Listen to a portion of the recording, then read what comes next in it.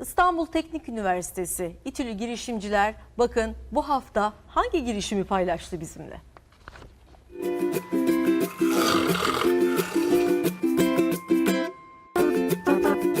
Biz uyku apnesi ve horlama problemi çeken kişileri piyasada bulunan en rahat çözümü sunduk. Çağın en önemli sorunlarından uyku apnesi ve horlama problemi. Hemen hemen her evin, her 4 kişiden birinin sorunu. Artık bu sorun için pratik ve yaşam kalitesini yükselten bir çözüm var. Horlama ile uyku apnesi birbirine çok yakın olaylar. Hava yolunun daralmasıyla kişiler horlamaya başlıyor. Tamamen tıkanması da apne dediğimiz nefes durması.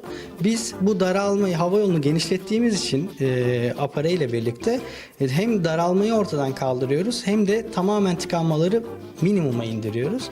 Bu sayede kişi daha fazla oksijen alabilip gece daha dinlenmiş bir şekilde uyuyabiliyor. O REM dediğimiz dinlenmesi gereken uykuya daha kolay ulaşabiliyor ve sabah dinç kalkıyor. Uyku apnesi, horlama gibi herkesi hemen hemen ilgilendiren sorunlar için aslında küçük bir çözüm buldular. Çözüm küçük ama mucizesi büyük. Ameliyattan bile kurtaran sonuçlar elde edebiliyorlar. İşte bu ürünü ağzınızın içine yerleştirdiğinizde dilinizi vakumluyor ve daha sonra verdiğiniz nefesi daha rahat verip horlamayı ya da uyku apnesi sorununu çözebiliyorsunuz. Şu anda biz hafif hastalarda %96'ya kadar uyku apnesini engelledik.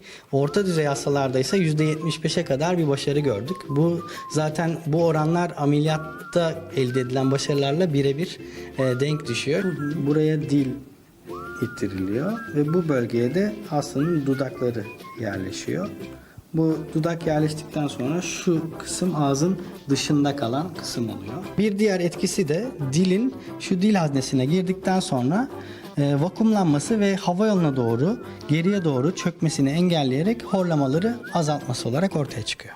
Satışı yapılan bu cihaz için yeni bir yapay zeka da geliştiriliyor. Böylece uykusunda kişinin horlama ya da apne sorunu, gece kalp ritmi, oksijen takibi yapılacak. Telefon uygulaması sayesinde süreç kayıt altına alınabilecek. Özellikle İstanbul, Ankara, İzmir yoğunluklu eczanelerde bulabilirler ve internet sitemizde bulabilirler.